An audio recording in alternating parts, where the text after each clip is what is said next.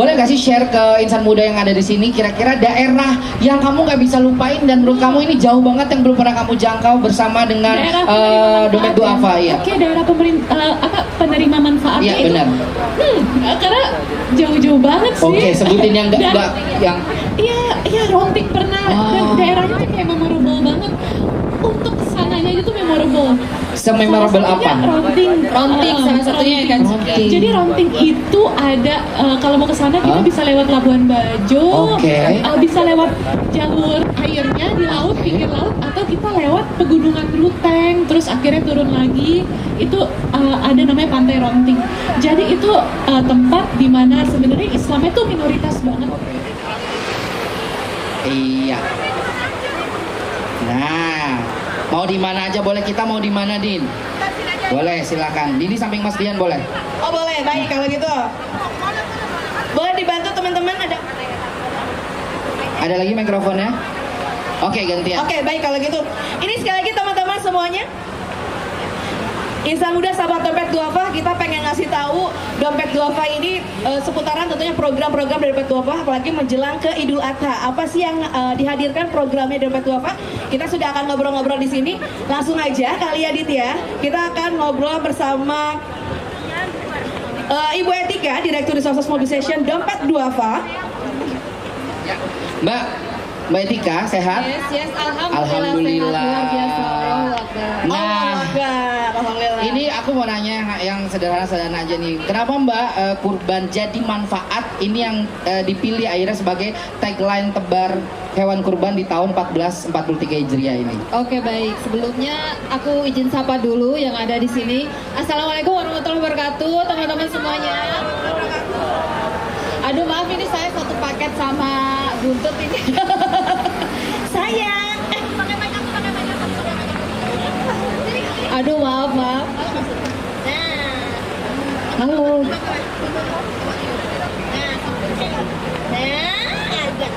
Aduh, mohon maaf kakak-kakak, bapak ibu sekalian, ada sedikit gangguan teknis ini. Ya. Baik, jadi tadi pertanyaannya kenapa tahun ini kita temanya, tagline-nya kurban jadi manfaat. Yang pertama mungkin saya mau jelasin dulu kenapa di Dompet Duafa ini setiap tahun ada program namanya tebar hewan kurban. Sesuai dengan namanya, nama programnya ada kata tebar. Ini yang mungkin jadi pembeda dengan kurban yang biasa kita lakukan. Jadi tebar inilah yang menjadi inti poin dari program tebar hewan kurban, karena kurbannya ini didistribusi ke seluruh pelosok Nusantara untuk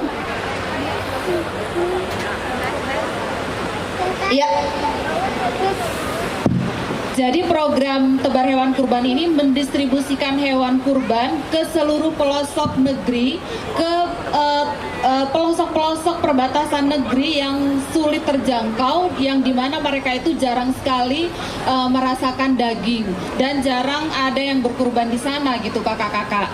Nah, maka itu namanya adalah tebar hewan kurban. Nah, di tahun ini kenapa tagline-nya kurban jadi manfaat? Karena setidaknya ada 3 manfaat yang kita usung di dalam. Yang pertama, kurban tentunya adalah perintah yang dianjurkan Tuhan untuk umat muslim khususnya ya. Hari ini kita sudah hamin 1 bulan menyongsong Idul Kurban. Sebaik-baiknya manusia tentu akan menjalankan perintah yang sudah dianjurkan untuk berkurban. Nah, yang kedua adalah nilai sosial. Jadi dengan berkurban ini tentu kita bisa membagikan atau mengajak teman-teman kita, saudara-saudara kita ikut merasakan nikmatnya daging kurban gitu. Nah, daging kurban yang tersebar di seluruh pelosok negeri ini akan membuat daging kurban ini sampai ke saudara-saudara kita di ujung sana. Jadi tidak hanya menumpuk di perkotaan atau di sekitar komplek kita gitu teman-teman. Tidak hanya menumpuk di tempat yang kita tinggali saja gitu. Nah, yang ketiga ada nilai ekonomi.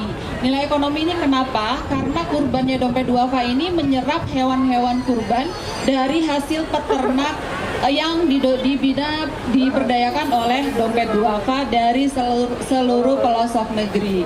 Itu jadi ada 3 manfaat dan kita usung tagline-nya di tahun ini, kurban jadi manfaat. Oke, ya. Itu seputaran dari tebar hewan kurban seperti apa program Dompet Duafa. Nah ini Mbak Tika, gimana sih caranya biar masyarakat kita semua juga bisa ikut terlibat jadi manfaat dalam tebar hewan kurban di 1443 Hijriah ini? Ya, bagi yang ingin berpartisipasi di tebar hewan kurban kali ini cukup mudah karena kita hadir di berbagai mall, di counter-counter, di pusat perbelanjaan, boleh disebut ya. Ada di Transmart di seluruh gerai-gerai Transmart di seluruh Indonesia. Kemudian ada Lotte Mart, kemudian ada Superindo dan juga beberapa mall besar di Indonesia khususnya. Lalu juga teman-teman yang hari ini udah senangnya online bisa juga melalui kurban.dompetduafa.org. Gitu Kak Dini. Bisa juga lewat transfer bank. Jadi kita ada promo-promo yang kita sampaikan melalui billboard, kemudian ads digital. Teman-teman bisa nyatat nomor rekeningnya, tinggal transfer aja, kemudian nanti konfirmasi ke call centernya Dompet Duafa, lalu sampaikan bahwa sudah berkurban atas nama siapa. Nah nanti insya Allah akan dicatat, lalu teman-teman akan dapat laporan kurbannya dan teman-teman bisa ngikutin. Jadi kurbannya sudah disembelih di mana gitu, dan kemudian nanti akan dapat laporannya. Kurbannya dikirim ke daerah mana itu bisa betul, ya. Betul. Semua transparan dan insya Allah amanah juga tentunya ya yang tentu ingin berkurban di Dompet Duafa Adit ya. Ya, Masya Allah. Oke. Mbak Eti, ini kita ke Ciki ya. Ciki. Terima kasih yang Mbak Tika untuk penjelasannya. Kita pengen lebih tahu lagi sebenarnya, tapi teman-teman bisa langsung follow Instagramnya Dompet Duafa ya. Semua programnya mengenai tebar hewan kurban lengkap di sana, begitupun dengan harga hewan kurbannya sendiri. Ya. Nah, Ciki, kalau bicara mengenai hewan kurban, tebar hewan kurban di Dompet Duafa pasti udah nggak asing lagi ya, udah sering banget ikutan. Nah, boleh nggak sih share ke insan muda yang ada di sini, kira-kira daerah yang kamu nggak bisa lupain dan menurut kamu ini jauh banget yang belum pernah kamu jangkau bersama dengan Dompet Duafa ya? Oke, daerah penerima manfaat Iya, itu. benar. Karena jauh-jauh banget sih. Oke, sebutin yang enggak yang Iya, Ronting pernah. Dan daerahnya tuh kayak memorable banget. Untuk sananya itu memorable.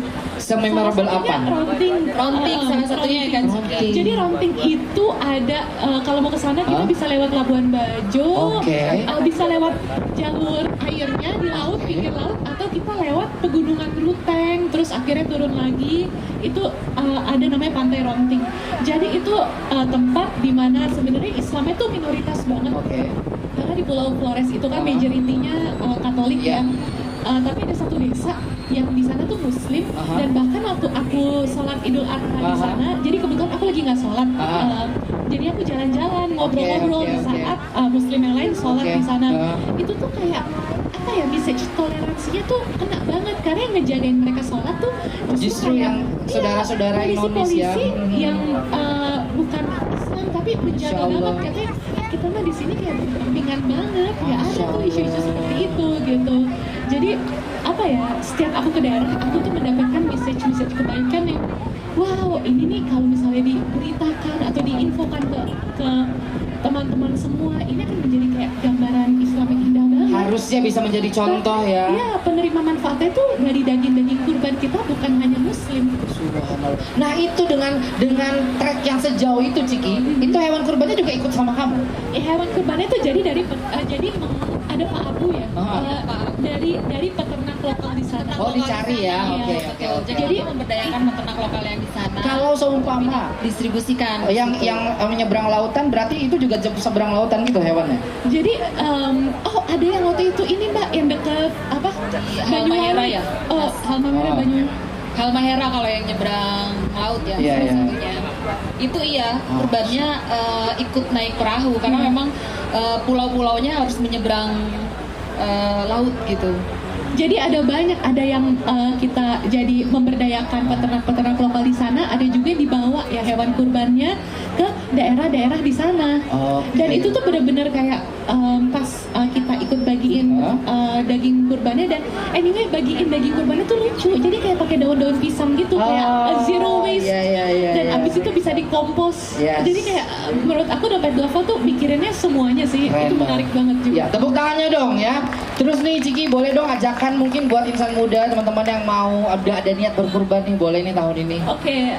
Berkurban itu kan sebenarnya perintah Allah ya. Jadi kita segerakan nanti, insya Allah kalau kita udah menyegerakan perintah Allah, terus kita kayak merasa merelakan, kan sebenarnya berkurban itu yang berat adalah kita mengorbankan sebagian rezeki yang gimana ya, seperti kayak ketika mengorbankan Nabi Ismail gitu, itu kan berat dari segi kepemilikannya. Kita mengorbankan kepemilikan kita terhadap harta kita yang sebenarnya itu juga titipan. Dan kalau kita menyegerakan, insya Allah nanti Allah akan balas kok dengan berbagi kebaikan. Masya Allah, benar-benar diingatkan ya, kita tidak punya apa-apa di dunia ini ya, jadi segeralah berkurban ya. Jangan terus-terusan kurban perasaan, kurban hewan ya. Tapi sebenarnya yang memorable adalah kalau misalnya kita ke pelosok, dan waktu itu kan dompet duafa pernah buka trip yang siapapun bisa ikut ke tempat-tempat daerah penerimaan manfaat dari hewan kurban ya. Itu tuh akan bikin kita jadi, mungkin kita akan jadi malah nabung supaya bisa kurban lagi, karena indah banget yang kita saksikan. Penerima manfaat yang benar-benar kayak sincere, berterima kasih dari kayak binar-binar matanya tuh kayak bikin kita oke, kalau tiap tahun aja nih kurban nih, kita doa aja ke Allah supaya Allah mampukan kita biar bisa mampu berkurban. Amin. Tepuk tangan dulu dong buat Ciki dong. Oke Ciki, terima kasih. Dan sekarang aku mau coba nanya ke Mas Dian nih, Mas Dian. Nah, ini dia nih, hewan kurban nih ya.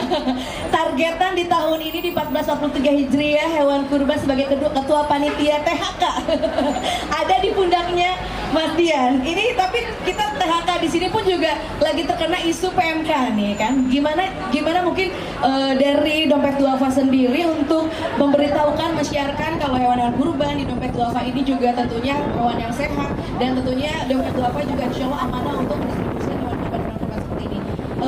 Quality control seperti apa sih Dompet Duafa? Mungkin ada sistem-sistemnya sendiri, dan peta pendistribusiannya juga seperti apa?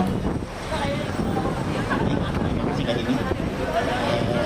Ya memang di Dompet Duafa di tahun ini kami menargetkan di 40.000 hewan kurban setelah doa ya secara nasional di 34 provinsi.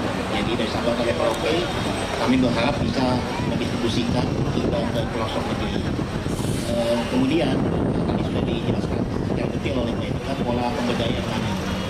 Bagaimana bukan hanya kami memang punya yang namanya DDFA, Dompet Duafa di 10 provinsi. Tentu ini tidak mencukupi dengan target yang 40.000 tadi ya.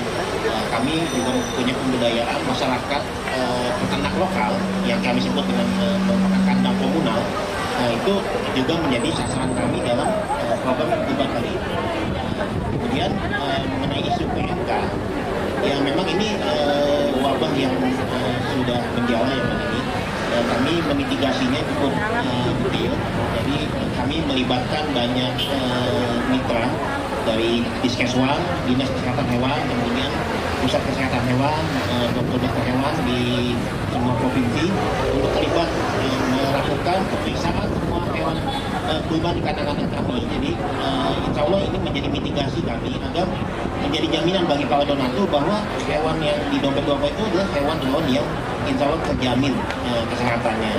Jadi kalaupun nanti ada yang terkena atau terindikasi, maka akan langsung karantina, dipisahkan sehingga dia tidak menular ke satu sama lain. Selain kami menargetkan di Indonesia, kami juga menargetkan beberapa negara yang mengalami konflik kemanusiaan seperti Palestina, kemudian Suriah, Afghanistan, juga beberapa yang mengalami krisis pangan seperti tetangga kita Timor Leste dan minoritas di Mindanao. Nah, tentu ini harapan kami bisa tersampaikan hingga ke saudara-saudara kita di luar negeri yang memang merasakan kesulitan akibat konflik politik ataupun karena krisis pangan di negara mereka. Demikian.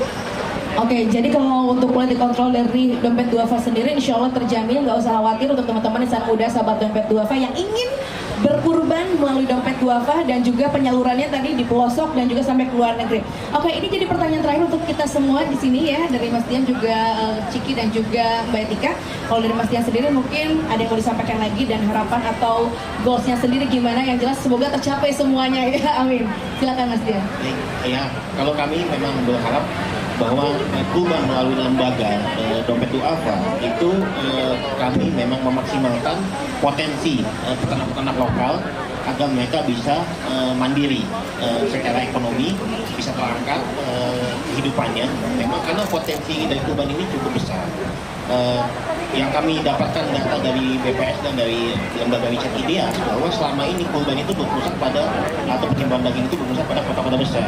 Maka kami berharap dengan adanya program pemberdayaan lokal hingga pelosok itu menjadi titik sebaran bagi mereka-mereka yang belum merasakan daging yang selama ini.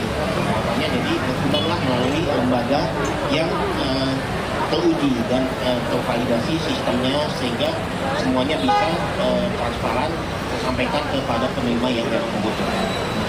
Amin, amin. Dan tentunya melalui Dompet Duafa. Selanjutnya mungkin dari Ciki ada yang mau disampaikan lagi dan harapan kolaborasi bersama Dompet Duafa sekaligus melihat program Dompet Duafa dan THK ini selama berkolaborasi seperti apa, silakan. Oke, aku cuma kayak pengen menyampaikan kan esensi dari kurban kan menyegerakan, tapi alangkah lebih baiknya jika kita juga melihat kebermanfaatannya. Jangan sampai kayak daging kurban itu terlalu numpuk di kota dan numpuk jadi kayak mubazir gitu ya. Jadi sebaiknya manfaatnya itu disebarkan sampai ke pelosok-pelosok Indonesia ya, yang benar-benar membutuhkannya. Andaikan kalian tahu apa yang saya dan tim Dompet Duafa saksikan gitu ya, benar-benar di lapangan gimana apa ya, masih banyak gitu ya manusia lain yang membutuhkan manfaat dari daging kurban. Itu pasti kita akan setiap tahun akan berusaha supaya kita bisa berkurban di pelosok-pelosok, dan itu kan hal yang nggak mudah buat dilakukan. Jadi serahkan pada ahlinya, let Dompet Duafa do the work. Kita bayar aja, maksudnya kita bayar sesuai dengan harga kambing premium, sapi dan lain sebagainya. Dan insya Allah memang disalurkan kepada yang benar-benar berhak untuk jadi mendapatkan. serahkan pekerjaan ini kepada yang capable. Karena kita melakukan sendiri pun ya rada susah gitu, karena itu benar-benar kayak remote daerahnya susah. Iya. Oke, terima kasih Ki. Untuk Mbak Eti, silakan.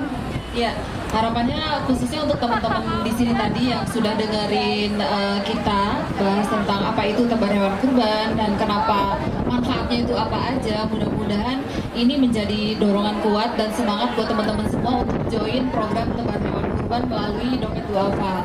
Dan teman-teman yang di sini juga harapan kita semua juga ikut menyebarkan juga nih nilai-nilai tebar hewan kurban ini ke teman-teman yang ada di sini semua, teman-teman yang ada di sini, sehingga ini programnya jadi makin luas dan makin diikuti oleh masyarakat luas, sehingga manfaat yang diperoleh oleh mereka yang benar-benar membutuhkan daging yang kita tidak bisa jangkau itu lebih luas lagi juga yang dapat merasakan daging kurban. Mungkin itu ya Kak Dini. Ya, baik. Mbak Tika terima kasih banyak. Sekali Sama-sama, lagi Ciki juga terima kasih banyak. Mas Dian terima kasih banyak. Terima kasih banyak. Dan teman-teman kita jangan lupa untuk tebar hewan kurban jadi manfaat. Kita lagi semangatnya kalau kita bilang tebar hewan kurban jadi manfaat ya, jawabannya ya, silakan ya. Tebar hewan kurban. Yeay, alhamdulillah. Baik, terima kasih Mbak Tika, Kak Ciki dan Mas Terima Dian. kasih. Boleh kembali ke tempatnya ya. Dan buat insan muda yang mungkin masih mau bertanya lebih jauh, nanti boleh ke tim daripada Dompet Duafa yang ada di sekitar atau kepada narasumber. Tadi udah dilihat mereka, boleh ditanya-tanya ya. Boleh Ini banget. luar biasa Dompet Duafa ya. Luar Memang biasa. selain menyerahkan